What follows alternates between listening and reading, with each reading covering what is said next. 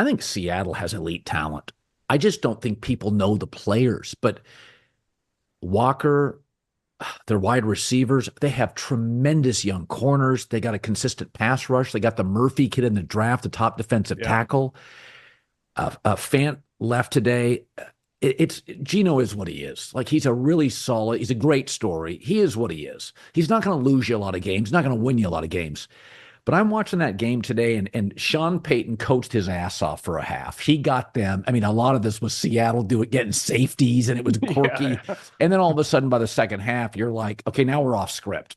And now Bo Nix is a rookie quarterback. And he just, that's the difference between a veteran Dak in the second half and Bo Nix in the second half. Bo's like, okay, now they adjusted. So I got everything on the script I figured out. Now it's all off script. And I'm watching that Seattle team, John, and I think you called them one of the surprise teams. I'll just say it right now. Maybe they're not Baltimore. I think they are really talented. They fly around the field defensively. I actually was kind of on the other side, but their talent. My issue with them is they were poorly coached, but they've been winning 9 games. Yes. It's not like they've been winning 5. And a good division. Yeah, that's what I'm saying. So how do they go from, do you think they could win 11? I still think their offensive line has some question marks. They got the two safeties. They got punked.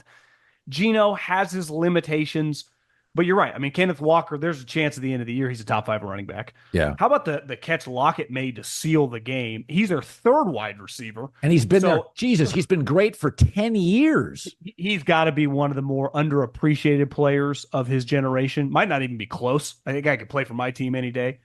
Now, if their defense is better, they still might be a 9-ish win team, but could they beat the 49ers in a game? Because they haven't beat the 49ers in 5 games. Not They with played Gino. them 2 years ago in the playoffs. Not with you. So if they can play at a more physical brand, my question marks, you never know with a coordinator going to a head coach. He's young. I think he's 37 years old.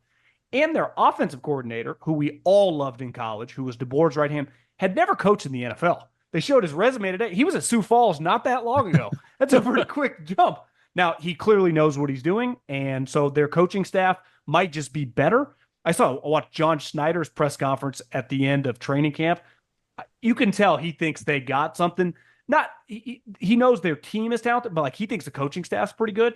So can they beat McVay and Kyle? Can they split? Can they go 2-2? Because if they can, then maybe they're not 9-8, they're 10-7, and they're like the 6 or 7 seed. I would say that's possible. Not going to overreact to playing Denver, who it's just, you could tell they're a little talent deficient still with the rookie quarterback. But yeah, I mean, it's hard not to, he's an easy guy to root for. Gino's an easy guy to root for. I just wonder in Sunday night, Monday night games, in Tom Brady calling it, if you're both 4-1 or however the schedule, and you're playing the Rams or you're playing the Niners, I'm not picking Geno Smith, home or away. Yeah. I will say this about Bo Nix, and I had talked about this because I saw him play live twice. He is much more mobile than people give him credit for. Way more mobile. He ran in for a touchdown today on a pump fake. He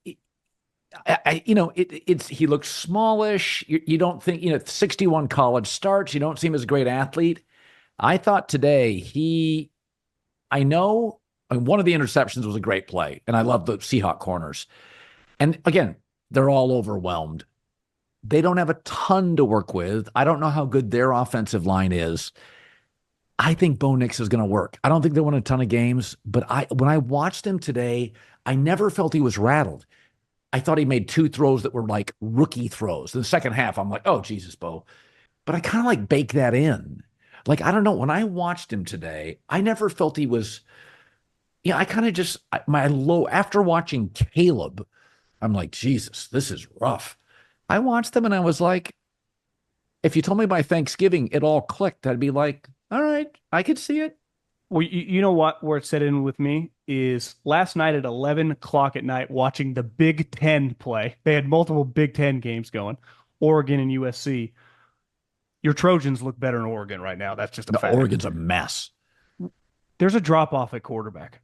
Dylan Gabriel has been a productive player, but there is a dramatic difference between Dylan Gabriel, who's probably not even a draft pick, and a guy that was just a top 15 pick, immediate starter week 1. That's a pretty big deal, right? When you look at Oregon. I know they got their offensive line's a mess, But if your offensive line is a mess, and this goes back to Cleveland, if your quarterback can be mobile, you either got to do two things. What Peyton and Tom could do forever. They played with a lot of average offensive line. Get rid of the ball like that. Yeah. Or run around for your life. Lamar Jackson the other night. And you get caught like Deshaun Watson, you're kind of doing neither. Well, Bo Nix can scramble. Jaden Daniels can scramble. Yeah. So if your offensive line is going to suck and you're not going to pick you apart in the pocket really quick, you got to be able to move. And Bo's speed translates. Like physically to me, like talent-wise, everyone anoints Caleb as this all-time great talent. He's really talented. To me, like Josh Allen and John Elway are probably on their own little tier. But I think Bo Nix's physical attributes are like a plus characteristic. Yeah. Like they got that going. Now, he threw a pick in the red zone. Like it's hard. But yeah, I'm not out on him by any means. He's really grown on me. He's a guy that during the preseason, even today, like that's tough to go on the road against a defensive coordinator who's a head coach. They're flying around. Can't hear yourself think. Like it's a tough environment in those spots. Like this is back to Caleb and Bo. Their environments were completely different. One was home. One was like a catered dinner. And the other one was like, make a 5-star meal. Here's mayonnaise and here's a piece of beef. Right. It's difficult. I want to talk about Buffalo and Arizona. So I watched